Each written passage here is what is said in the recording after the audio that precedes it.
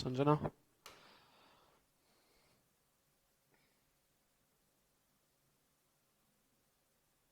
संजना, आवाज आ रही है मेरी? वैष्णवी।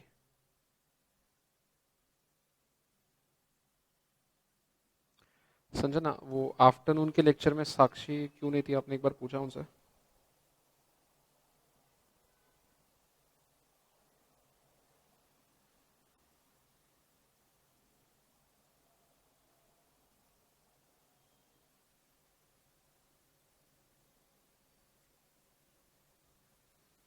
ठीक है, उनको बोल देना साक्षी को कि मैं रिकॉर्ड जो मैंने किया है लेक्चर, वो मैं यूट्यूब पे डाल दूंगा। यूट्यूब पे लिंक डाल दूंगा दोपहर वाले लेक्चर की भी और ये लेक्चर की भी। तो उनको बोल देना प्लीज़ ये दोनों लेक्चर कल के क्लास के पहले देख ले। अभी स्टार्ट करें आज का। ठीक है।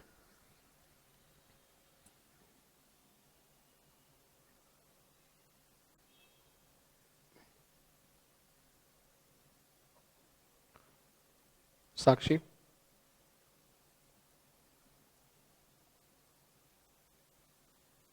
साक्षी, आपने आफ्टरनून का लेक्चर क्यों नहीं किया?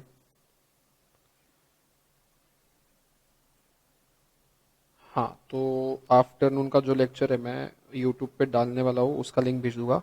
वो देख लेना। वो लेक्चर का और ये लेक्चर का कोई मतलब चैप्टर सेम ही है बट लिंक नहीं है, तो ये लेक्चर आप देखोगे तो भी आपको समझ में आ जाएगा। पुराना लेक्चर जो है बाद में देख लेना, रात को, आज रात को कवर कर लेना। 1 डेढ़ घंटे का लेक्चर था। हाँ।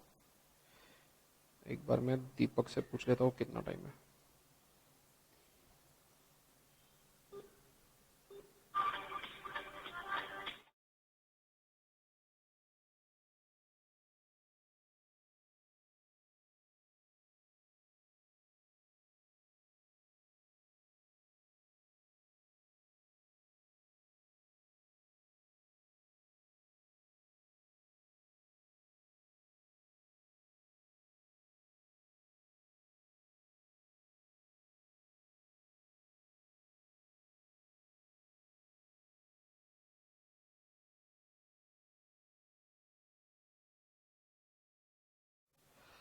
एक कोई भूवी को पूछ सकता है क्या? चलो ठीक है, मैं पूछ लेता हूँ भूवी को भी।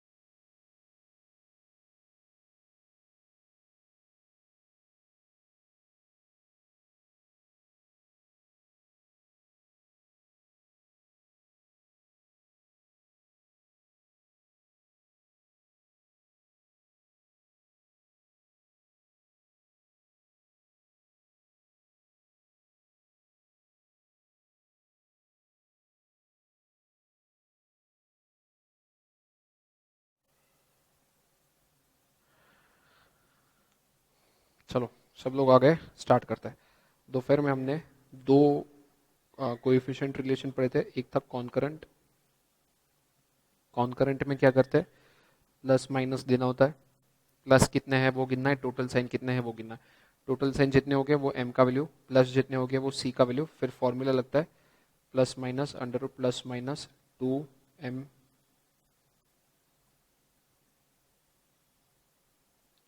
2c minus m upon m। ये फॉर्मूला था। उसके बाद कॉन्करेंट के बाद हमने पढ़ा था स्पीयरमैन्स। स्पीयरमैन्स, इसको रैंक कोरिलेशन भी बोलते हैं, इसको रैंक कोरिलेशन कोएफिशिएंट भी बोलते हैं, रैंक कोरिलेशन कोएफिशिएंट। इसमें हम लोग क्या करते हैं, दो वेरिएबल्स होते हैं एक्स और वाई, उनको रैंक्स देते हैं। हाईएस्ट वाले को पहला रैंक देते हैं, उसके बाद वाले को सेकंड रैंक, ऐसे हम लोग रैंक देते हैं। फिर हमारा फॉर्मूला यूज होता है 1 - 6 × summation di² upon n × n² - 1। पूरा चैप्टर सिर्फ फॉर्मूला पे बेस्ड है और कुछ भी नहीं। बाकी जो प्रोसीजरल पार्ट है वो तो आपको हो जाएगा, फॉर्मूला याद रखो, बाकी सब सिंपल है। यहाँ पे समेशन di² कैसे आता था, x का रैंक माइनस y का रैंक करते थे तो di आता था, और फिर जो भी di आया उसका स्क्वायर करो, ऐसे सबके di² निकालो, उनका सम ले लो, ये हो जाएगा समेशन di²। इसमें एक और कंसेप्ट था, जब रैंक सेम आते, अगर दो लोगों के रैंक सेम आ रहे, एक मतलब 5th और 6th रैंक पे सेम वैल्यू है, तो आपको क्या करना है, 5 + 6 / 2। अगर थर्ड रैंक पे, फोर्थ रैंक पे और फिफ्थ रैंक पे तीनों पे सेम आ रहा है, तो 3 + 4 + 5 / 3, ये कितना आ रहा है, 5 9 12 4, तो तीनों को फोर्थ रैंक देना है, तीनों को फोर्थ रैंक देना है। ये हमने दोपहर में पढ़ा था, ये क्लियर है।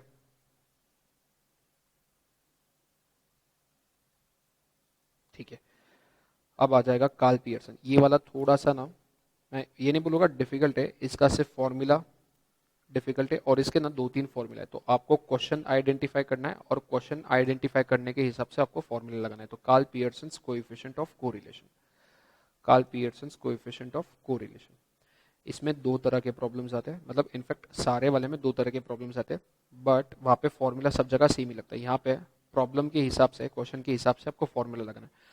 अगर क्वेश्चन आपका टेबल फॉर्मेट वाला क्वेश्चन है, टेबल फॉर्मेट वाला क्वेश्चन है, दूसरा आता है word problem format, word problem format. अगर टेबल फॉर्मेट वाला क्वेश्चन है तो उसमें दो टाइप के फॉर्मूला लगेंगे, उसमें दो टाइप के फॉर्मूला। फॉर्मूला देख के कोई भी लेक्चर बंद नहीं करना कि फॉर्मूला बहुत डिफिकल्ट है, फॉर्मूला दिखने में डिफिकल्ट है, एक बार फॉर्मूला को दिमाग में बिठा दो, फिर कुछ नहीं, प्रोसीजर प्रोसीजर करते जाना है, वैल्यूज पुट करते जाना है। फॉर्मूला देखो क्या है,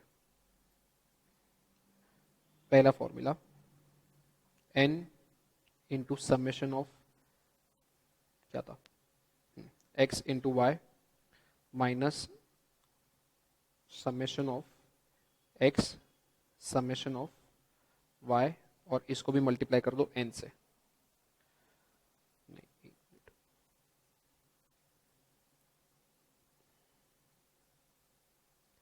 coefficient of correlation for Karl Pearson, तो इसको kp से नाम दिया जाएगा, n into summation of x Y minus summation of x summation of y whole divided by under root के दो साइन आएंगे, पहले आएगा n into summation of x² minus summation of x का whole square, n into summation of y² minus summation of y का whole square. क्या लग रहा है फॉर्मूला देख के, इजी या टफ?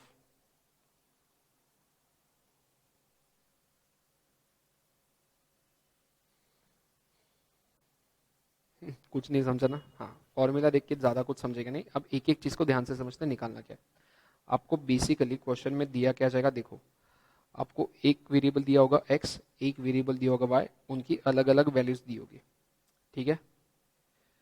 अब सबसे पहला चीज जो हमें निकालना है वो क्या है,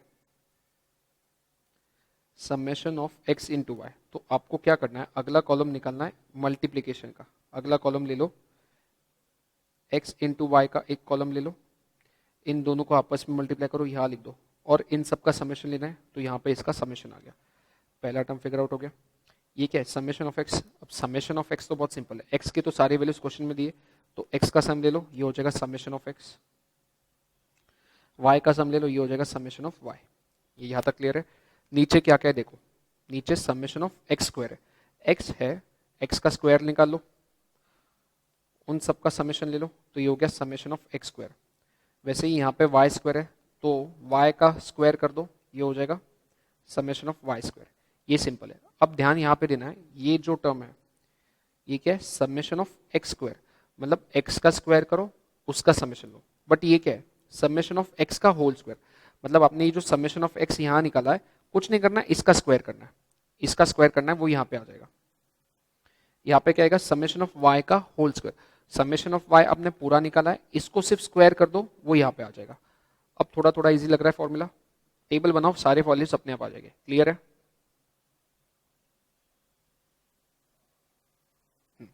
ऐसे थोड़ा फटाफट बोलो।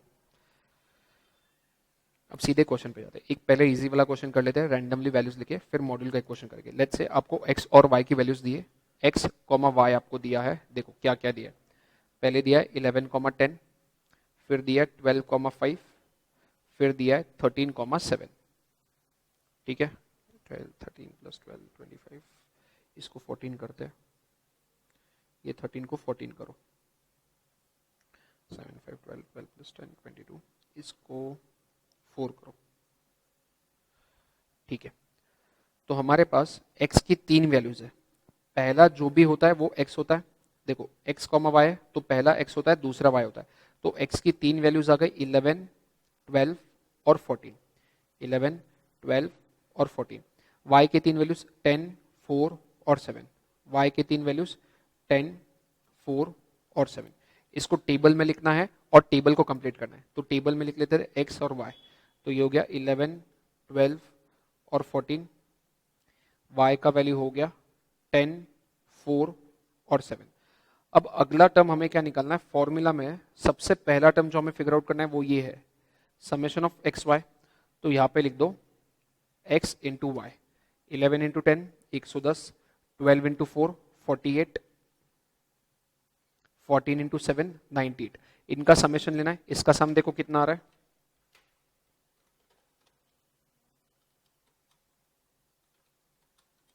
256 आ गया। समेशन एक्स वाई आ गया 256। अब अगला टर्म हमें क्या चाहिए, समेशन ऑफ एक्स चाहिए और समेशन ऑफ वाई चाहिए। एक्स और वाई तो है, सिर्फ इनका सम ले लो। 14 प्लस 12 26, 26 प्लस 11 37। ठीक है, चलो 37 तो 37। इसका सम कितना रहा है, जल्दी बोलो, 21। तो यहाँ पे समेशन एक्स आ गया, समेशन वाई आ गया, और ये हो गया समेशन एक्स वाई। तीन टर्म्स हो गए। अगला हमें क्या चाहिए, इसके बाद हमारे फॉर्मूला में एक है समेशन ऑफ एक्स स्क्वायर है, और समेशन ऑफ वाई का स्क्वायर, मतलब एक्स का स्क्वायर करो उसका सम लो। ये निकालने की जरूरत नहीं है।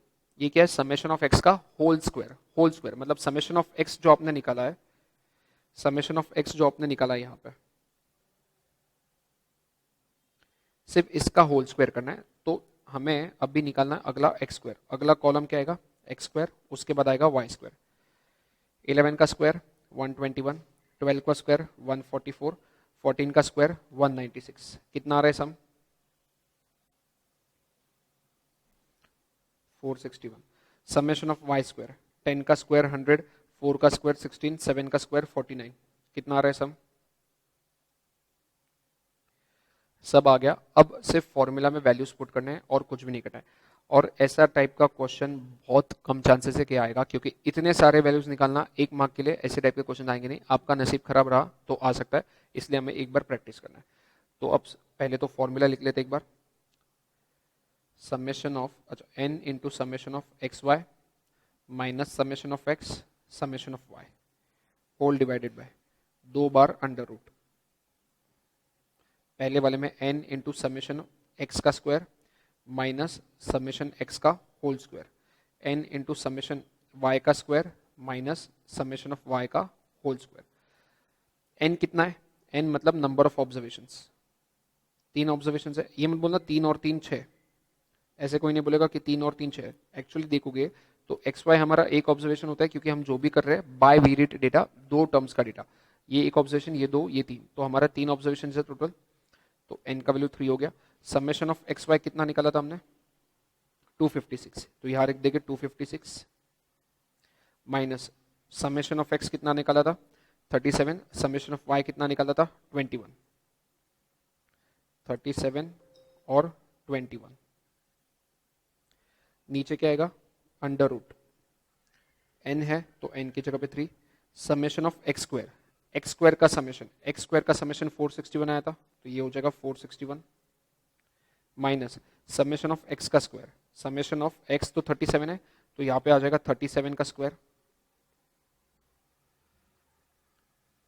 अंडर रूट, n कितना है वापस 3, summation of Y square, Y square का समेशन 165 आया था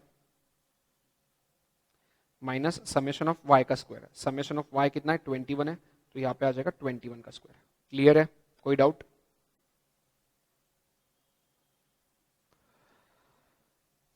बस इसको कैलकुलेट कर दो। अब भी हम इसको कैलकुलेट नहीं करेंगे, ये तो ऐसे ही रफ क्वेश्चन था, इसलिए इसमें प्रोबेबली हमारी वैल्यूज गलत आएगी, प्रोबेबली नेगेटिव आंसर आ सकता है, but coefficient of correlation usually negative, अच्छा आ सकता है, ऐसे नहीं बोल रहा हूँ कि नहीं आएगा, बट ज़्यादा चांसेस है कि पॉजिटिव आएगा। तो इसके लिए हम लोग ये वैल्यू निकालते नहीं अभी। अभी क्या करेंगे, सीधे फेयर क्वेश्चन करेंगे। आपको समझ में आ गया, टेबल फॉर्मेट में आपको क्या करना है, सिर्फ कॉलम्स बनाते जाना है, वैल्यूज निकालते जाना है, फॉर्मूला में वैल्यू पुट करना है। एक क्वेश्चन करते हैं। चलो आपके मॉड्यूल में सब लोग आ जाओ, क्वेश्चन नंबर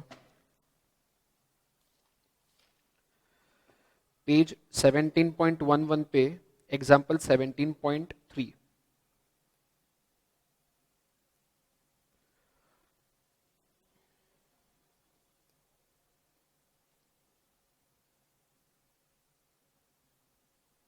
रिवीजन चल रहा है क्या तुम लोग का अच्छे से?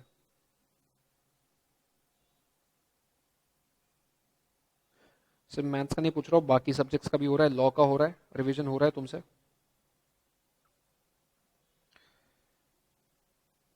और टेंशन वेंशन आता है क्या एग्जाम का? बहुत आता है। अच्छा क्यों, मतलब क्या सोच के टेंशन आता है?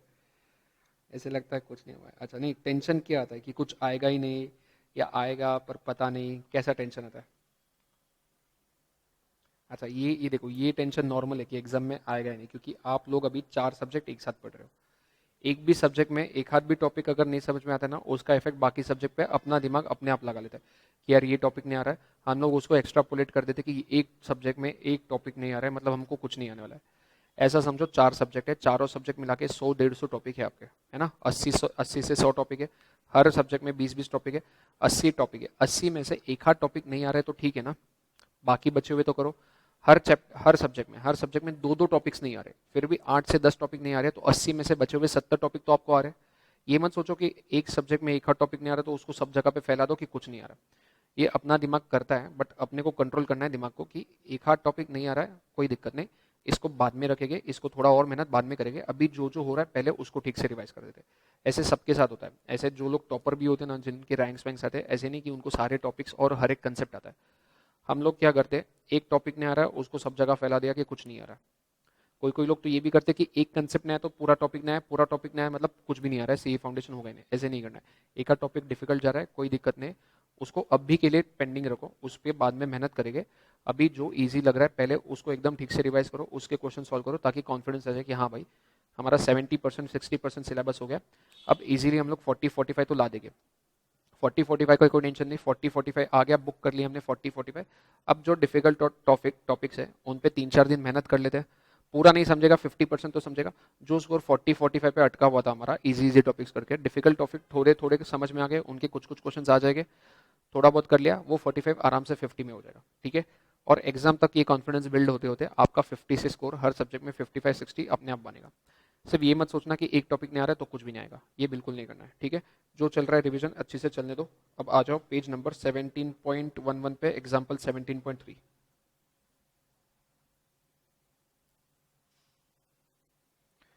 ये एग्जाम्पल है, हाँ।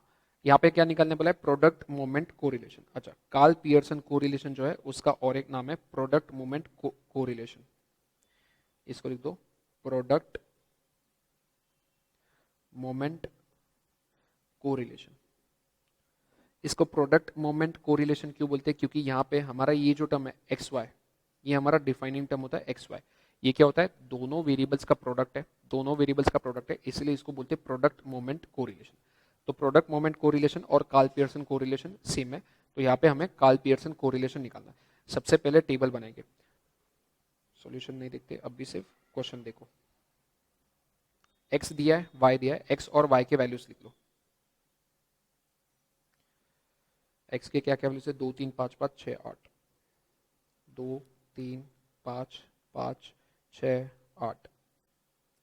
वाई के क्या क्या वैल्यूज है, 9 8 8 6 5 3, 9 8 8 6 5 3, ठीक है, हो गया। इसके बाद हमें निकालना होता है X Y, step by step जाएंगे, ठीक है। एक्स वाई निकाल लेते हैं। एक्स इंटू वाई कितना आएगा, पहला कितना आएगा एक्स वाई, फटाफट बोलो। 18, 24, 40, 30, 30, 24। क्लियर है? इसका सम निकालो कितना आ रहा है,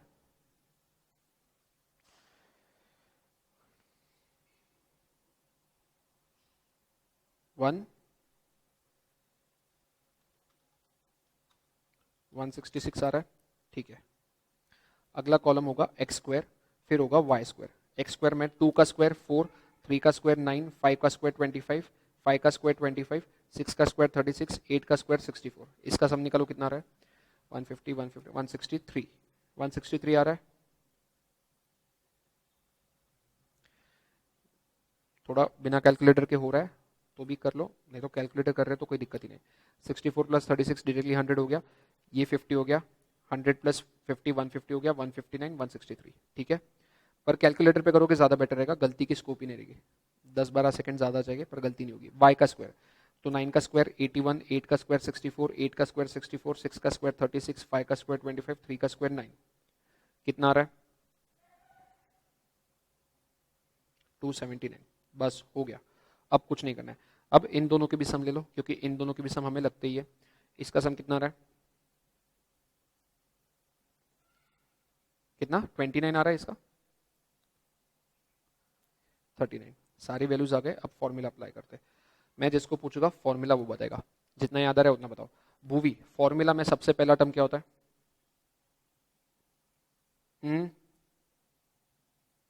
एन समेशन एक्स वाई, ठीक है, बस बस बस। इसके बाद क्या होगा? इसके बाद दीपक आप बताओ क्या होगा? हम्म हम्म ठीक है, बहुत बढ़िया। संजना, नीचे क्या आएगा?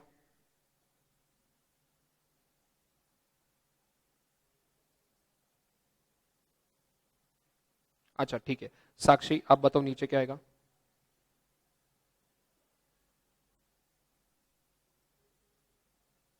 N into summation of X square minus पूरे का स्क्वायर। हाँ ठीक है। वैष्णवी,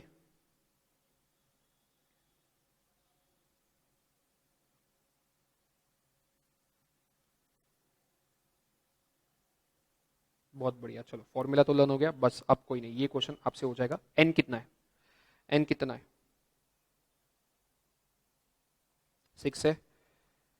कितने टर्म्स है? एक बे 3 4 5 6, 6 टर्म्स है, तो एन की जगह पे 6 लिख दिया। समेशन एक्स वाई कितना आया था? समेशन एक्स वाई 166 आया था, समेशन एक्स वाई की जगह पे लिख दो 166, minus summation X into summation Y. Summation X कितना है? 29, और समेशन वाई कितना है? 39, तो 29 इंटू 39, डिवाइडेड बाय एन कितना है? वापस से 6 आ जाएगा। समेशन एक्स स्क्वायर कितना है? 163, तो यहाँ पे लिख दिया 163, माइनस समेशन एक्स का स्क्वायर कितना है? समेशन ऑफ एक्स का स्क्वायर मतलब 29 का स्क्वायर, तो यहाँ पे आ जाएगा 29 का स्क्वायर, वापस अंडर रूट, एन आ जाएगा 6, summation of Y square 279, minus summation of Y का स्क्वायर 39 का स्क्वायर। सब लोग इसको कैलकुलेटर पे करो। अब कैसे करना है देखो, पहले इसको कैलकुलेट करो, ये जाएगा, ये पूरा जाएगा m प्लस में, ठीक है। फिर इसको कैलकुलेट करो, ये जाएगा m माइनस में, MRC प्रेस करोगे तो दिस माइनस दिस आ जाएगा, दिस माइनस दिस आ जाएगा। कैलकुलेटर या फिर नोटबुक पे कहीं पे इसको लिख के रखो, इसका वैल्यू नोटबुक पे लिख के रखो। फिर इसको कैलकुलेट करो, इसको कैलकुलेट करो, दोनों को मल्टीप्लाई करो, दिस डिवाइड बाय दिस, फटाफट आंसर निकालो।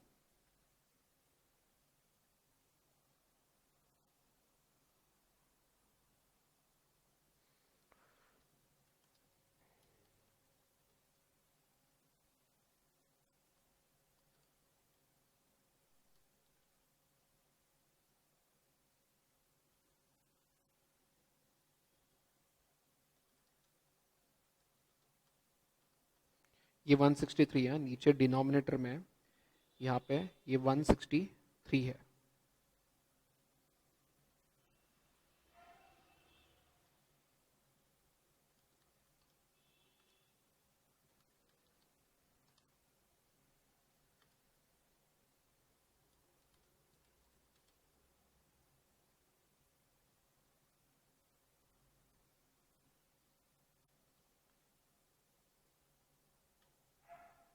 आ जाए, नेगेटिव भी चलेगा, कोई दिक्कत, नेगेटिव आ सकता है, ऐसे कोई प्रॉब्लम। नेगेटिव चलेगा, कोई नहीं।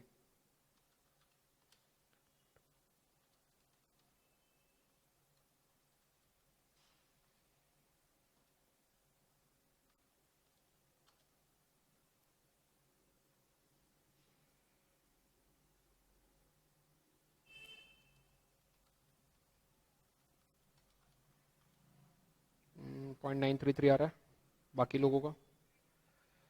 अच्छा ठीक है, तो मतलब मेरा गलत हो गया। मेरा 0.40 आ रहा है माइनस में। चलो चेक कर लेते एक बार। ऊपर न्यूमरेटर क्या बनेगा, 166 मल्टीप्लाई बाय 6, ये चला जाएगा m प्लस में। फिर 29 मल्टीप्लाई बाय 39, ये चला जाएगा m माइनस में। तो ऊपर आ जाएगा -135 बराबर। हाँ, अब फिर नीचे वाला 163 इंटू 6 माइनस 29 का स्क्वायर। तो 163 मल्टीप्लाई बाय 6 m प्लस में जाएगा, फिर 29 का स्क्वायर m माइनस में जाएगा MRC और उसका स्क्वायर रूट। तो 11.70 कुछ आ रहा है नीचे।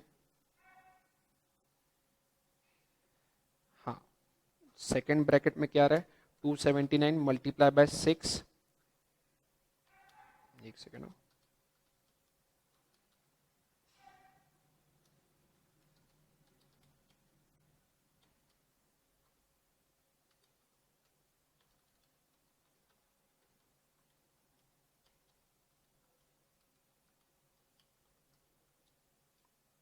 12.369 आ रहा है। तो फाइनली आंसर क्या रहेगा, 135 डिवाइडेड बाय 11.7 डिवाइडेड बाय 12.369 -0.932, -0.932 आ गया। कोएफिशिएंट ऑफ कोरिलेशन आ गया -0.932। क्लियर है? कोई डाउट है किसी को? अब इजी लग रहा है ना?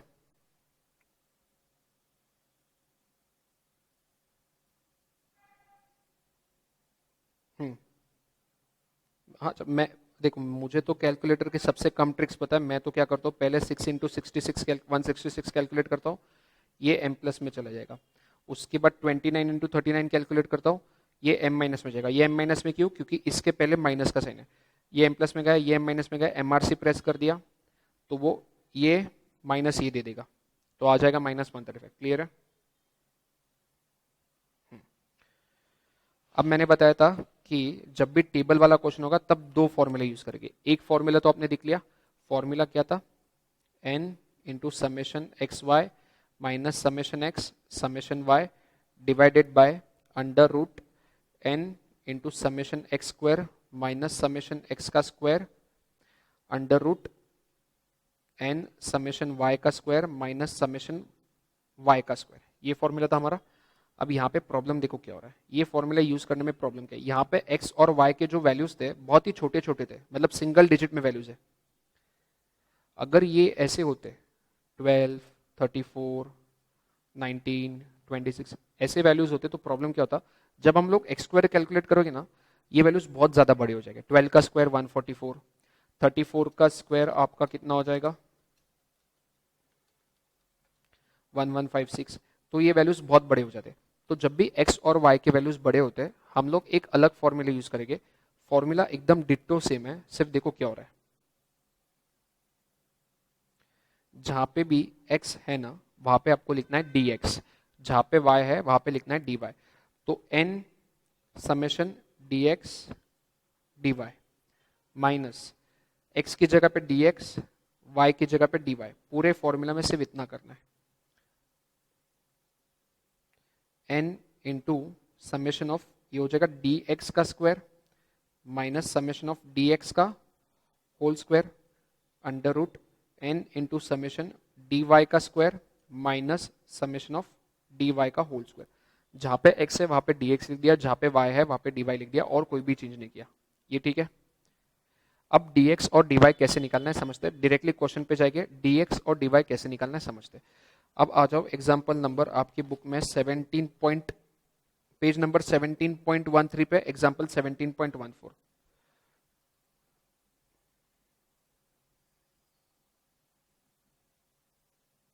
एक बार पिछला जो क्वेश्चन हमने किया उसका आंसर चेक कर लेते हैं, उनका कितना आया है। -0.93 उनका भी आया था, अपना भी -0.93 है।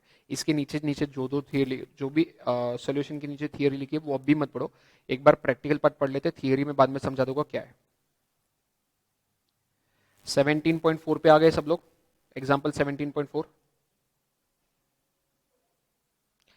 अब यहाँ पे x और y की वैल्यूज देखो बहुत बड़ी बड़ी है, बराबर, तो यहाँ पे हम लोग स्क्वायर करेंगे तो प्रॉब्लम हो जाएगा, इसलिए यहाँ पे जहाँ पे x और y की वैल्यूज बड़ी है वहां पे फॉर्मूला चेंज होगा, x की जगह पे dx आएगा, y की जगह पे dy आएगा।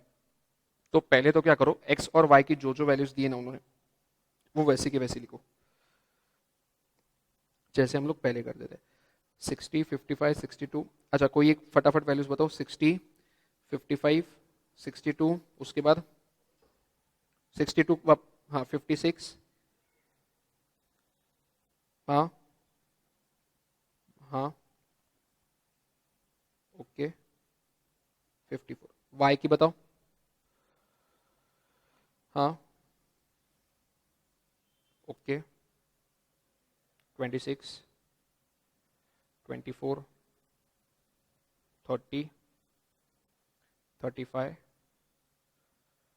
28, 24, ठीक है।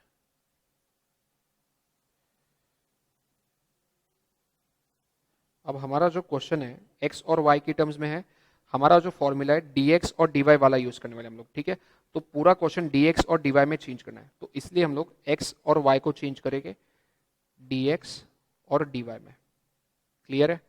तो dx कैसे निकालना है, देखो सबसे पहला dx, ये 60 है, x में से ये जो कॉलम है इसमें से कोई भी एक नंबर चूज करो, ये कॉलम में से जो मर्जी चाहे नंबर ये चूज करो, एक कोई नंबर बोलो फटाफट, कोई भी एक नंबर ये कॉलम में से, x की कॉलम में से। 56, चलो 56 ले लेते, इसको बोलेंगे अज्यूम्ड मीन, इसको हम बोलेंगे अज्यूम्ड मीन। अब dx कैसे आएगा, देखो ये 60 में से 56 हटा दो, 4 आ गया। क्लियर है? देखो उन्होंने उनके सॉल्यूशन में अज्यूम्ड मीन क्या माना है, चलो चेक करते हैं। उनके सॉल्यूशन में उन्होंने अज्यूम्ड मीन 62 माना है, 62 माना है उनका, 60 माइनस 62 किया तो इसलिए -2 है। आप अज्यूम मीन कुछ भी ले सकते हो, उससे फर्क नहीं पड़ता, हमने 56 लिया, हम 56 के हिसाब से करेंगे। तो 60 माइनस 56, अगले के लिए 55 माइनस 56 -1, फिर 62 माइनस 56 कितना 6, अगले के लिए ये हो जाएगा 56 माइनस 56, तो यहाँ पे तो जीरो आएगा, जो भी अज्यूम्ड मीन है उसके सामने जीरो आ जाएगा। क्लियर है? फिर वापस 62 माइनस 56 6, 64 माइनस 56 8, 70 माइनस 56 14, 54 माइनस 56 -2। ये क्लियर है? बराबर है। अब y के केस में कोई एक वैल्यू चूज करो, कोई भी वैल्यू, ऐसे जरूरी नहीं है कि 56 के सामने वाला ही लेना है, आपके हिसाब से कोई भी। अब हम लोग एक रूल बना देते हैं, 56 के सामने वाला ही ले लेते, इजी करने के लिए 56 के सामने वाला ही ले लेते, मतलब वो कैलकुलेशन दिखने में भी इजी रहेगा। क्लियर है?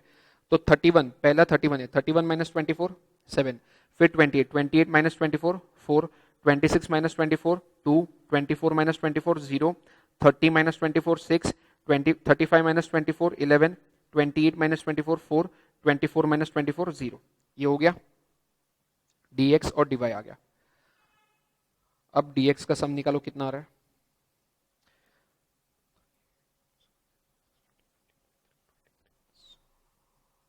35 आ रहा है, चेक करो जल्दी फटाफट, 35 आ रहा है। हाँ, dy का सम बताओ कितना आ रहा है?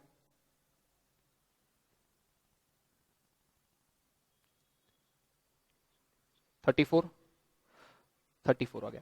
हमारा क्वेश्चन चेंज हो गया dx और dy में, x और y को भूल जाओ, अब dx और dy पे कॉन्सेंट्रेट करना है। जब x और y होता था हम लोग का अगला कॉलम क्या होता था, xy होता था। अभी dx और dy, तो अगला कॉलम होगा dx इंटू dy, अगला कॉलम होगा dx इंटू dy। 7 4 जा 28, 4 इंटू -1 -4, 6 इंटू 2 12, 0 इंटू 0 0, 6 6 जा 36, 11 8 जा 88, 14 4 जा 56, -2 इंटू 0 0। इसका सम निकालो कितना आ रहा है? 236 आ रहा है क्या? अच्छा 216 आ रहा है, ठीक है 216। नहीं, मैंने ओरली किया था, मेरा गलत हो सकता है।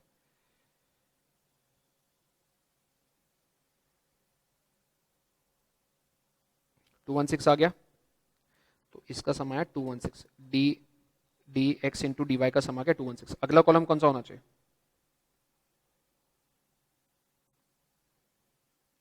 डी एक्स स्क्वायर और डी वाई स्क्वायर।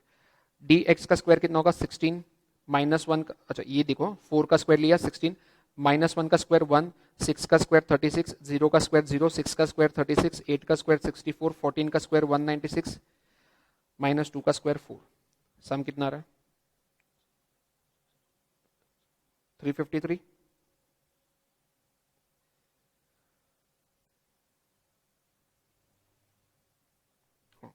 अब डी वाई का स्क्वायर, 7 का स्क्वायर 49, 4 का स्क्वायर 16, 2 का स्क्वायर 4, 0 का स्क्वायर 0, 6 का स्क्वायर 36, 11 का स्क्वायर 121, 4 का स्क्वायर 16, 0 का स्क्वायर 0। अब सम कितना आ रहा है?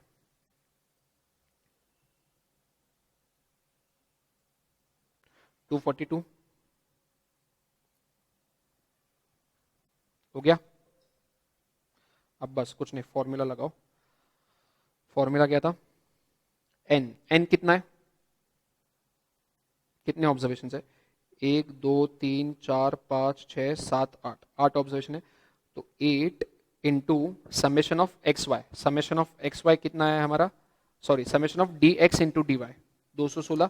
तो 8 into 216 minus summation of x into summation of y, मतलब summation of D x into summation of D y. Summation of D x 35 है, समेशन ऑफ डी वाई 34 है। डायरेक्टली लिख दो 35 into 34, 1190 whole divide by root N 8 into summation of D X square. D X square का summation 353, तो यहां पे आ जाएगा 353 माइनस डी एक्स का समेशन, डी एक्स का समेशन 35, उसका स्क्वायर, तो 35 का स्क्वायर, 35 मल्टीप्लाई बाय 35, डायरेक्टली लिख देता हूं 1225। फिर n into summation of D Y square. D Y square का समेशन कितना है? 242, तो यहाँ पे आ जाएगा 242 माइनस डी वाई का समेशन, डी वाई का समेशन 34, उसका स्क्वायर, तो 34 का स्क्वायर 1156। न्यूमरेटर में कितना आएगा? 216 मल्टीप्लाई बाय 8 माइनस 1190, 538 आया। डिनोमिनेटर में क्या आएगा? 353 मल्टीप्लाई बाय 8 माइनस 1225 का रूट, फिर 242 मल्टीप्लाई बाय 8 माइनस 1156 का root multiply by MRC equal to, ये यहाँ पे ना कुछ तो भी 1116.79, मैंने सबको मल्टीप्लाई करके लिख दिया है। आप आपका आंसर निकालते रहो, आप लोग आपका आंसर निकालो। मेरा फाइनल आंसर है 538 डिवाइडेड बाय 1116.79, 0.481। मेरा फाइनल आंसर है 0.481। आ गया है सबका? साक्षी, वैष्णवी, भूवी,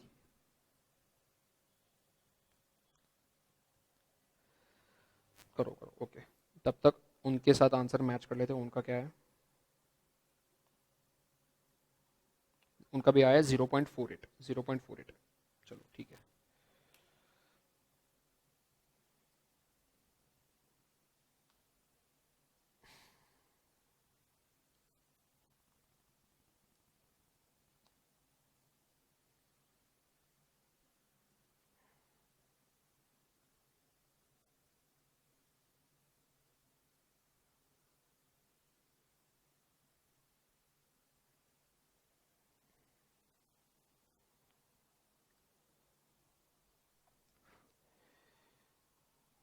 आ गया?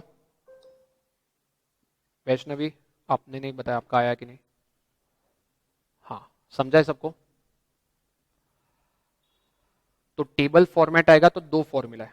फॉर्मूला दोनों केस में सेम है। एक जगह पे x आता है तो दूसरी जगह पे dx आता है, एक जगह पे y आता है तो दूसरी जगह पे dy आता है। कैसे समझो कि कौन सा फॉर्मूला लगाना है? x और y के वैल्यूज अगर छोटे छोटे हैं, सिंगल डिजिट में है, मतलब सिंगल डिजिट जरूरी नहीं है 11 12 ऐसे रहेंगे तो भी चलेगा, बट चलो रूल ही बना देते हैं, सिंगल डिजिट में रहा तो x और y वाला फॉर्मूला। अगर x और y के वैल्यूज डबल डिजिट में चले गए, मतलब बड़े हो गए, तो dx और dy का फॉर्मूला। dx और dy के केस में एक मीन हम लोग x के केस में एक मीन अज्यूम कर लेंगे, कोई भी एक को अज्यूम कर लेंगे, अज्यूम्ड मीन वो कोई भी वैल्यू हो सकता है। हमने अभी इस केस में ऑलमोस्ट सेंट्रल वैल्यू ले ली थी, ऑलमोस्ट सेंट्रल वैल्यू 56 और 24 बीच सेंट्रल वैल्यू है पूरे इसमें। जरूरी नहीं है सेंट्रल वैल्यू लेना, आपको चाहिए तो फर्स्ट वैल्यू भी ले सकते हो, आपको चाहिए तो लास्ट वैल्यू भी ले सकते हो, कोई भी लो, एक कोई भी अज्यूम मीन लेना है, फिर बाकी सारे उसमें से माइनस करने हैं।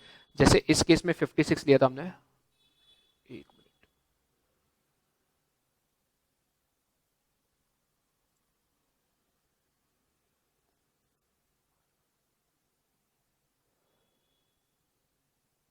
यहां पे हमने 56 को अज्यूम्ड मीन है, तो 60 में से 56 हटा दो, ये आ गया 4।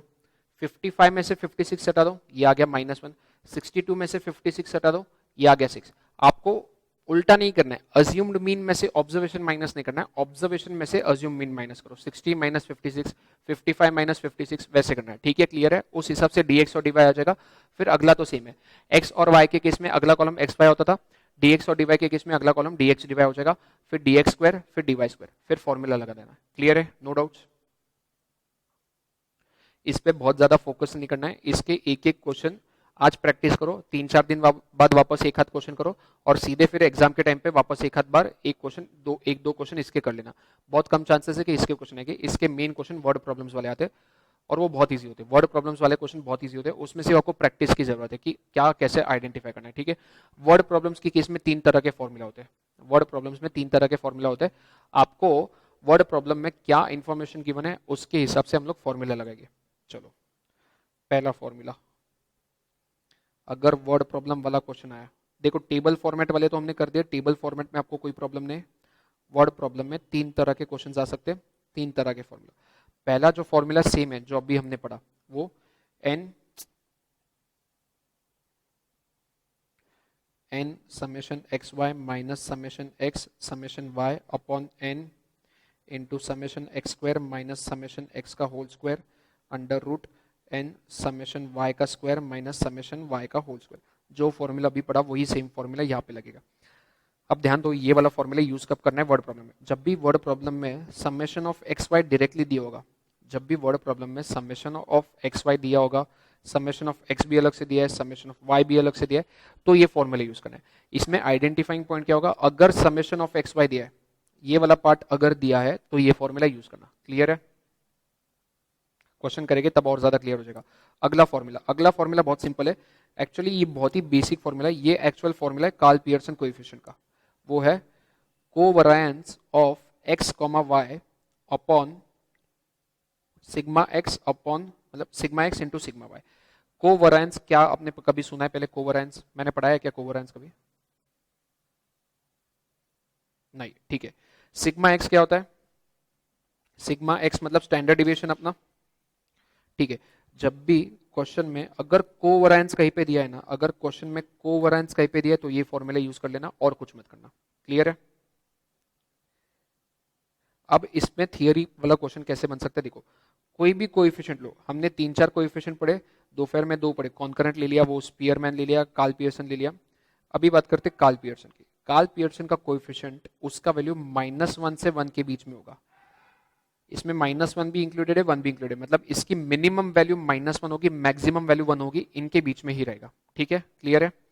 मतलब वैल्यूज कैसे आएगी? एक तो -0.5 या +0.5, -0.94 या फिर +0.83, ऐसे वैल्यूज आएंगे। 0 पॉइंट समथिंग आएंगे, 0 पॉइंट समथिंग आने वाले वैल्यूज, या फिर मैक्सिमम 1 या फिर -1 आएगा। तो 0 पॉइंट समथिंग आने वाले, मतलब ये जो न्यूमरेटर है और ये जो denominator sigma x into sigma why should be greater then numerator, तभी तो हमारे वैल्यूज 0 पॉइंट समथिंग आएंगे, तभी तो हमारे 0 पॉइंट समथिंग आ जाएंगे। अगर मैं बोलूं कोवैरियंस आपका 5 है और ये जो नीचे का प्रोडक्ट है sigma x into sigma Y ये 3 है, तो इसका वैल्यू कितना आ जाएगा? 1.66। बट ये तो अलाउड ही नहीं है, -1 से 1 के बीच में चाहिए, ये अलाउड ही नहीं है। तो ध्यान देना, कोवैरियंस हमेशा छोटा होना चाहिए इसके प्रोडक्ट से, मतलब डिनोमिनेटर बड़ा होना चाहिए, न्यूमरेटर बड़ा होना चाहिए। इस पे थ्योरी वाले क्वेश्चंस कैसे बनते हैं मैं समझा देता हूँ, पर ये कंसेप्ट समझ लो। इसका वैल्यू -1 से 1 के बीच में चाहिए, तो कोवैरियंस हमेशा छोटा होना चाहिए डिनोमिनेटर से, कोवैरियंस डिनोमिनेटर से छोटा होना चाहिए। इसमें थियरी वाला क्वेश्चन कैसे बनता है? देखो, आपको बोल देगी कि कोवैरियंस आपका लेट्स से एक्स वाई का कोवैरियंस आपको दे दिया है, कितना ले, एक्स वाई का कोवेरिएंस 20 है, ठीक है, एक्स वाई का कोवेरिएंस दे दिया है, वरायंस ऑफ एक्स 25 दिया है, तो आपको निकालना है वरायंस ऑफ वाई का मैक्सिमम वैल्यू कितना हो सकता है, वरायंस ऑफ वाई का मैक्सिमम वैल्यू कितना हो सकता है, ध्यान देना भी, कोवेरिएंस ऑफ एक्स वाई 20 है, तो न्यूमरेटर 20 बन गया, डिनोमिनेटर में आता है sigma x into sigma Y. अब ये जो वरायंस 25 है, x का वरायंस अगर 25 है तो x का स्टैंडर्ड डिवीजन, सिग्मा x मतलब स्टैंडर्ड डिवीजन 5 होगा, इसका स्क्वायर रूट होता है, तो ये तो 5 हो गया। अब जो नीचे वाला टर्म है वो ऊपर से बड़ा होना चाहिए, तो 5 इंटू समथिंग करेंगे, इसका वैल्यू 20 से बड़ा होना चाहिए, यहाँ पे 3 रखेंगे तो प्रॉब्लम हो जाएगा, 15 आ जाएगा, तो यहाँ पे एटलीस्ट 4 होना चाहिए ना, एटलीस्ट 4 होना चाहिए, मतलब 4 या 4 से बड़ा वैल्यू, और सिग्मा वाई अगर 4 है तो मुझे बताओ वरायंस ऑफ वाई कितना होगा, सिग्मा वाई अगर 4 है तो वरायंस ऑफ वाई कितना होगा 16। वरायंस कैसे आता है, सिग्मा का स्क्वायर करके, तो वरायंस ऑफ वाई का मिनिमम वैल्यू 16 होना चाहिए, 16 से कम नहीं चलेगा, 16 से बड़ा ही होना चाहिए, ये क्लियर है, ऐसे क्वेश्चन डेफिनेटली आते हैं। तो एक ही चीज ध्यान रखनी है, न्यूमरेटर छोटा होना चाहिए, डिनोमिनेटर बड़ा होना चाहिए, क्योंकि हमारे वैल्यूज -1 से 1 के बीच में आने चाहिए। भूवी वैष्णवी समझाए, भूवी ठीक है, बहुत फास्ट नहीं हो रहा है ना, नहीं, अब हमें समझ गया, 2 फॉर्मूला तो समझ गए, अब तीसरा फॉर्मूला समझ लो।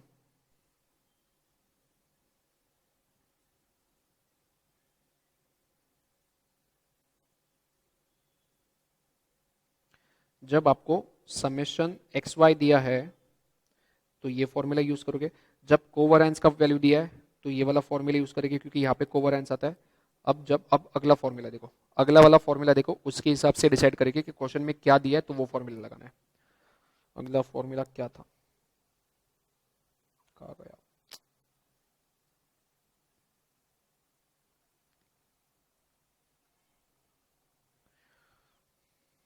अगला फॉर्मूला मैं नेक्स्ट पेज पे लिखता हूँ, उसमें देखो क्या होगा, summation of x y, summation of x Y upon n minus x bar into y bar, ये न्यूमरेटर में आ जाएगा, डिनोमिनेटर में आ जाएगा under root of summation x का square upon n minus x bar का square under root summation of Y का square upon n minus y bar का स्क्वायर। बहुत सिंपल है, जहां पे क्वेश्चन में एक्स बार और वाई बार गिवन है ना, तो ये वाला फॉर्मूला यूज करना है, क्योंकि बाकी दोनों फॉर्मूलाज में एक्स बार और वाई बार यूज ही नहीं हो रहा है। अगर क्वेश्चन में एक्स बार और वाई बार दिया है तो क्वेश्चन आपको खुद बोल रहा है कि ये वाला फॉर्मूला लगाओ, क्लियर है, फॉर्मूला याद करना आपकी रिस्पॉन्सिबिलिटी है। ऑनेस्टली बताओ तो ये फॉर्मूला एक दिन में याद होगी नहीं, तो ये टेंशन मतलब इतने फॉर्मूले याद कैसे करें, आपको ये वाला फॉर्मूला तो इजीली याद हो गया अभी, ये वाला फॉर्मूला, ये टेबुलर फॉर्मेट में ये दोनों जगह पे सेम है, सिर्फ x की जगह पे dx, y की जगह पे dy होता है, तो आधे फॉर्मूला तो यही पे खत्म हो गए, ये फॉर्मूला तो कुछ है ही नहीं इसमें, covariance of x Y upon sigma x into sigma Y, सिर्फ ये फॉर्मूला आपको एक्स्ट्रा याद रखना पड़ेगा, ठीक है। तो जब भी एक्स बार और वाई बार दिया है तो ये फॉर्मूला यूज करेंगे, इसके क्वेश्चंस करते आपको धीरे धीरे समझेगा क्या करना है कैसे करना है, करे क्वेश्चंस हो गया। को रिलेशन कोएफिशिएंट में कार्ल पियर्सन बस हो गया, कंसेप्ट में इतना ही है, कंसेप्ट में और कुछ नहीं, अब सिर्फ क्वेश्चंस प्रैक्टिस करने। अब आ जाओ आपके बुक में एग्जांपल नंबर पेज 17.9 पे, एग्जांपल 17.2, पेज 17.9 पे एग्जांपल 17.2, आ गए सब लोग, क्या बोला है, कंप्यूट द कोरिलेशन कोएफिशिएंट, यहाँ पे बोला है क्या कौन सा कोरिलेशन कोएफिशिएंट, हमने कोरिलेशन कोएफिशिएंट तो काफी सारे पढ़ लिए, कार्ल पियर्सन है, कॉन्करेंट है, स्पियर्सन है, बराबर ना, बट अगर सिर्फ कोरिलेशन कोएफिशिएंट दिया है, उसके ऊपर डेटा क्या दिया है, उसके अलावा डेटा क्या दिया है वो देखते हैं, चलो compute the correlation coefficient between X and Y from the following data, n equal to 10 दिया है, समेशन एक्स वाई दिया है, समेशन एक्स वाई दिया है, मैंने क्या बोला था, जब भी समेशन एक्स वाई दिया होगा कौन सा फॉर्मूला यूज करना है, समेशन एक्स वाई वाला फॉर्मूला, फर्स्ट वाला ये वाला formula, minus summation x summation y upon n into summation x square minus summation x का square under root n summation y का square minus summation Y square. चलो question में जो जो वैल्यूज दी एक एक वैल्यू आराम से पुट करते। एन का वैल्यू 10 दिया है तो एन की जगह पे 10 लिख दो। समेशन एक्स वाई 220 दिया है, समेशन एक्स वाई 220 दिया है तो उसकी जगह पे 220 पुट करते हैं minus summation X into summation x 40 दिया है, समेशन वाई 50 दिया है तो 40 इंटू 50 आ जाएगा यहाँ पे जो डायरेक्ट 2000 हो जाएगा। 40 इंटू 50 मैंने 2000 लिख दिया। नीचे क्या आता है अंडर रूट एन, एन का value 10 summation x square, question में समेशन एक्स स्क्वायर डायरेक्टली दिया है 200 तो इसकी जगह पे लिखो 200 माइनस समेशन एक्स का होल स्क्वायर, समेशन एक्स कितना दिया है क्वेश्चन में, समेशन एक्स 40 दिया है, इसका होल स्क्वायर 40 का होल स्क्वायर कितना 1600। स्पीड में जा रहा है, ज्यादा फास्ट हो रहा है, समझ में आ रहा है ना भूवी वैष्णवी, दीपक भूवी और वैष्णवी, हाँ नहीं कुछ तो बोलो। हाँ अभी कुछ लिखो मत आप लोग, सिर्फ देखो मैं क्या कर रहा हूँ, सॉल्व आपको बाद में करने हैं, अभी सिर्फ समझ के ले लो कैसे करना है। यहाँ पे वापस n का वैल्यू मैंने 10 पुट कर दिया, summation Y square, summation Y square question में कितना दिया था, समेशन वाई स्क्वायर क्वेश्चन में 262 दिया है तो यहाँ पे आ जाएगा 262 माइनस समेशन ऑफ y का whole square, summation of y question में दिया है 50, 50 का होल स्क्वायर 2500। करो कैलकुलेट फटाफट। न्यूमरेटर में 200 आ गया, डिनोमिनेटर में क्या आ रहा है, एक सेकेंड 20 इंटू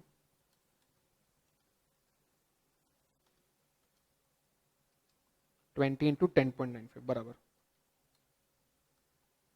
तो वो हो जाएगा 219.08, 219.08 तो 0.9128, 0.9128 अप्रोक्सीमेटली 0.913 भी चलेगा, सबका आया 0.9128, इजी है। हाँ अब और एक क्वेश्चन करते हैं थोड़ा अलग कुछ टाइप का।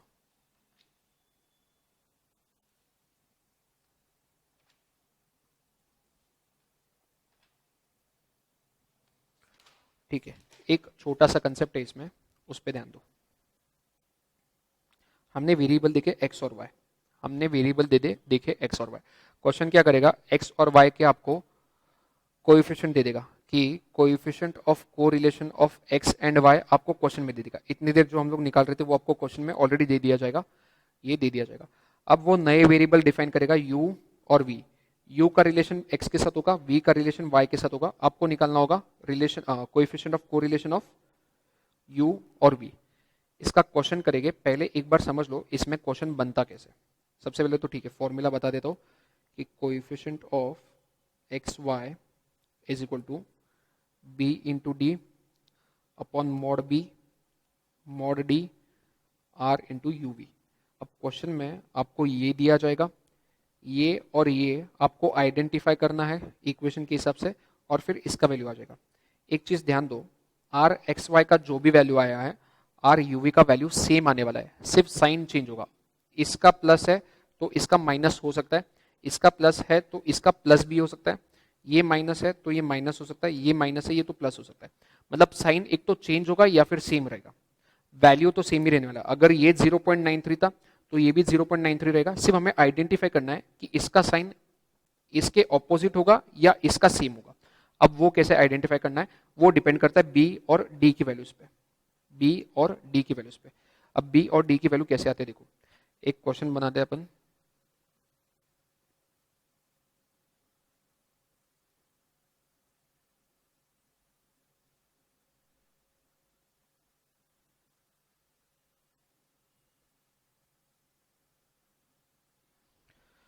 ये हमने इक्वेशन बना दिया, अब इस इक्वेशन को आपको ट्रांसफॉर्म करना है। आपको क्या करना है, यू को एक साइड रखना है, बाकी सबको दूसरी साइड लेके जाओ।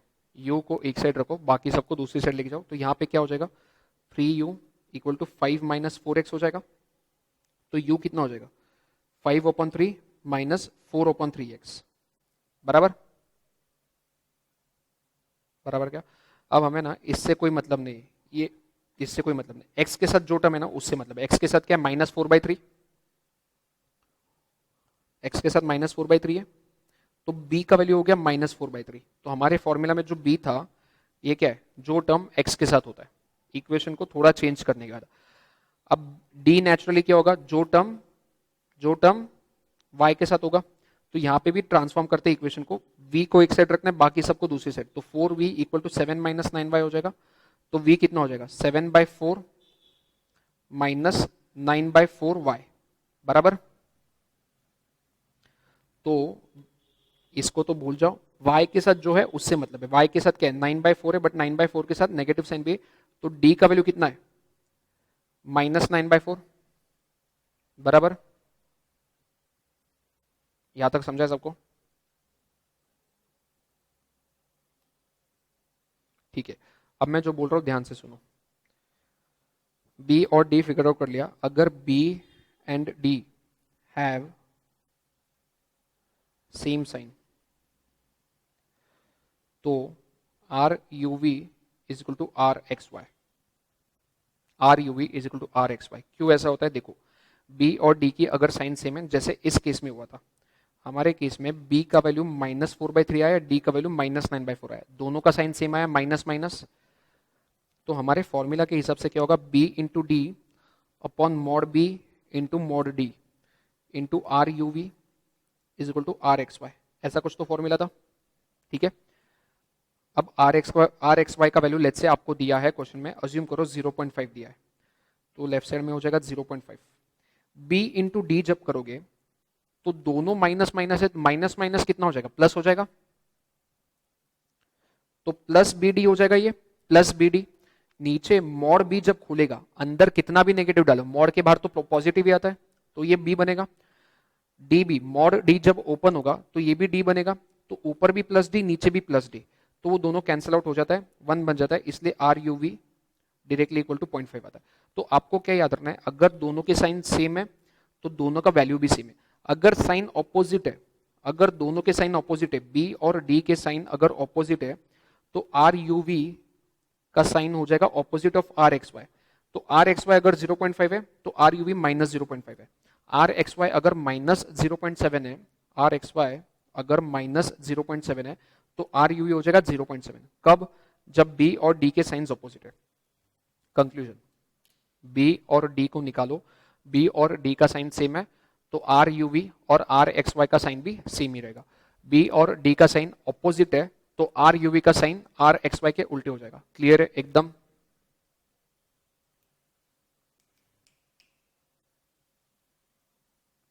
समझाए पक्का, साक्षी और भूवी। हमें सिर्फ क्या करना है, जो भी आपको इक्वेशन दिया है ना, उसको, जो भी इक्वेशन दिया उसको ऐसे लिखो, u इक्वल टू एक्स का something, v equal to y का समथिंग, फिर चेक करो x के साथ जो भी है उसका साइन दिखना, x के साथ जो है उसका साइन भी कंसिडर करना, वो हो जाएगा b, y के साथ जो भी है वो हो जाएगा आपका, y के साथ जो भी है वो हो जाएगा d। जैसे ही b और d के वैल्यू आ गए, सिर्फ चेक करो b और d के साइन सेम है क्या, b और d के साइन सेम है, तो आर यू वी और आर एक्स वाई का भी साइन सेम रहेगा। वैल्यू तो वैसे भी सेम ही रहने वाला है, वैल्यू सेम ही रहने वाला है, हमें सिर्फ साइन आइडेंटिफाई करना है। बी और डी का वैल्यू सेम है, सॉरी बी और डी का साइन अगर सेम है तो are you v equal to are x y. B and d अगर ऑपोजिट साइन के हैं, एक का प्लस है एक का माइनस है, बी और डी की वैल्यू, हमें वैल्यू से मतलब नहीं है, बी और डी के सिर्फ साइन से मतलब है, तो बी का साइन प्लस है, डी का साइन माइनस है, या फिर बी का साइन माइनस है, डी का साइन प्लस है, मतलब ऑपोजिट साइन है, तो are you we is equal to minus of are x y, बस और कुछ नहीं करना है। क्लियर, चलो डायरेक्टली क्वेश्चंस करते हैं इस पे। अब आ जाओ एक्सरसाइज पे, आपके मॉड्यूल में एक्सरसाइज बी पे आ जाओ। सेम इसमें एक्सरसाइज ए वापस थियरी वाला पार्ट है, मैं थियरी वाले पॉइंट्स लिख के दे दूंगा, उसके बाद एक्सरसाइज ए करना है। अभी के लिए एक्सरसाइज बी पे आ जाओ। मैंने जितना समझाया है सब कुछ एक साथ आज के लेक्चर में याद तो नहीं रह जाएगा, तो एक्सरसाइज बी मैं अभी जैसे जैसे सॉल्व कर रहा हूँ वैसे वैसे मेरे साथ साथ देखो, अगर कहीं पे समझा ही नहीं तो ठीक है, पहले वाले स्टार्टिंग, वो तो ठीक है, बट बीच बीच में मैंने जो थियरी वाले पॉइंट्स बोले ना कि कोवरेंस वाला जो फॉर्मूला है उसमें न्यूमरेटर छोटा होना चाहिए, डिनोमिनेटर बड़ा होना चाहिए, ये चीजों पे ज्यादा क्वेश्चन आते हैं। ठीक है, अब पहला क्वेश्चन पढ़ते हैं। If for two variable x and y covariance variance of x and variance of y are 40, 16 and 256 respectively. तो कोवरेंस कितना दिया है क्वेश्चन में, कोवरेंस कितना दिया है, वरायंस ऑफ एक्स कितना दिया है, और वरायंस ऑफ वाई कितना दिया है 256। अब बताओ वरायंस ऑफ एक्स अगर 16 है तो सिग्मा एक्स इसका रूट हो जाएगा मतलब 4, वरायंस ऑफ वाई अगर 256 है तो सिग्मा वाई हो जाएगा 256 का रूट मतलब 16, बराबर। पूछा क्या है, what is the value of correlation coefficient. Correlation coefficient क्या होता है, covariance of x Y upon sigma x sigma y. Covariance of x y 40 है, सिग्मा एक्स अभी हमने निकाला 4 है, सिग्मा वाई अभी हमने निकाला 16 है। कितना आ रहा है आंसर, 0.625। कौन सा ऑप्शन मैच कर रहा है, ऑप्शन बी, बराबर। बहुत चांसेस है ऐसे क्वेश्चन आने के, ऐसे टाइप के क्वेश्चंस बहुत चांसेस है आने के, क्योंकि 1 मार्क के लिए ऐसे क्वेश्चन ही आते हैं। और जो टेबुलर हमने किया वो क्वेश्चन 1 मार्क के लिए नहीं आते। आप अगर सेट सी देखोगे, सेट सी में टेबुलर वाले क्वेश्चंस दिए और इंस्टीट्यूट खुद क्या लिखता है सेट सी के ऊपर, देखो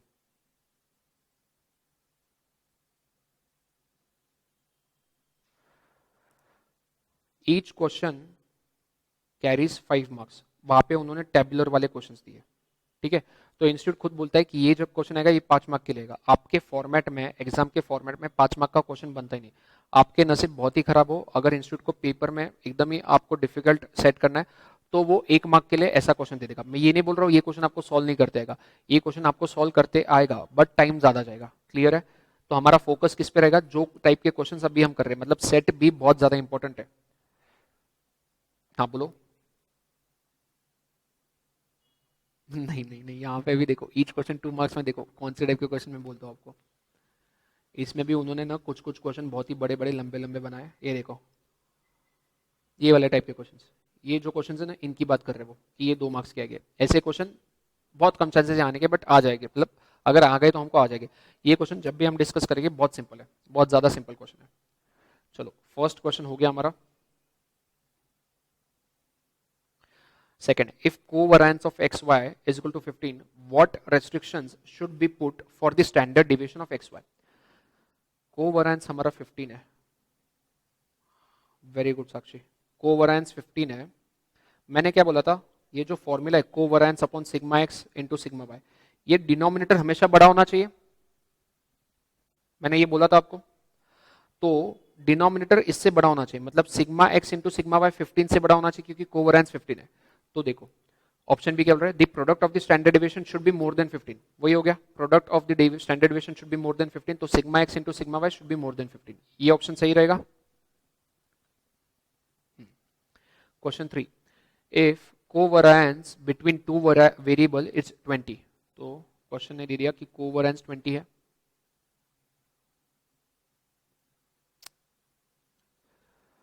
and the variance of one of the variable is 16, एक वेरिएबल का वरायंस 16 है, तो लेट्स से x का 16 है, अभी के लिए मान लेते हैं x का 16 है, तो मुझे बताओ x का 16 अगर वरायंस है, इसका स्टैंडर्ड डिवीजन कितना होगा,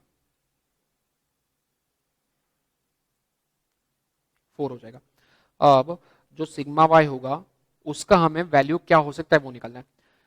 ये 20 है तो इन दोनों का प्रोडक्ट 20 से बड़ा होना चाहिए, मतलब sigma y has to be greater than और इक्वल टू 5, 5 से छोटा हो गया तो 20 से छोटा हो जाएगा प्रोडक्ट, 4 इंटू 5 करोगे तो 20, या तो 5 होना चाहिए या 5 से बड़ा होना चाहिए। Sigma y should be greater than equal to 5, मतलब variance of y should be greater than equal to 25, तो ऑप्शन ए सिग्मा y का स्क्वायर, एस y का स्क्वायर मतलब वही वरायंस ऑफ y, वरायंस क्या होता है सिग्मा का स्क्वायर, तो सिग्मा y का square should be greater than equal to 25, option A correct रहेगा। और क्वेश्चन में उन्होंने वो भी पूछा था what would be the variance of other variable, दूसरे वेरिएबल का वरायंस क्या होना चाहिए, दूसरे वेरिएबल का वरायंस 25 से बड़ा होना चाहिए, बस दैट्स इट। क्लियर है, अब जो जो क्वेश्चंस मैं बोल रहा हूँ घर पे ट्राई करना, साक्षी, आपको पहले वो वाला लेक्चर देखना पड़ेगा। आज ट्राई करो कि वो लेक्चर एक बार देख लो आप, मैं थोड़ी देर में अपलोड करता हूँ। और उसके बाद जो जो क्वेश्चन मैं अभी टिक करके दे रहा हूँ वो आपको ट्राई करने। फर्स्ट सेकंड थर्ड तो हो गया।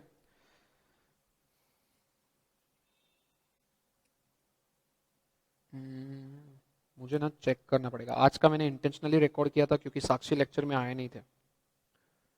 मैं चेक करता हूँ एक बार। चेक। हाँ बोलो। मैं चेक करता हूँ, ठीक है, जो जो है मैं अपलोड कर देता हूँ। हाँ, मूवी आपको भी आफ्टरनून के लेक्चर में कुछ नेटवर्क का इश्यू था, तो आपको भी वो लेक्चर एक बार देख लेना। उसके बाद क्वेश्चन ट्राई करना। क्वेश्चन नंबर 6 करना है होमवर्क में। Question number 6। Question number 7। Question 8 try करके देखना। हम लोग कल डिस्कस करेंगे। इजी क्वेश्चन है, थोड़ा सा आप दिमाग लगाओगे हो जाएगा। 6 7 8 9 10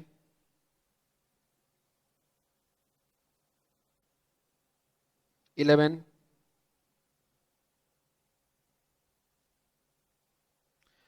12 13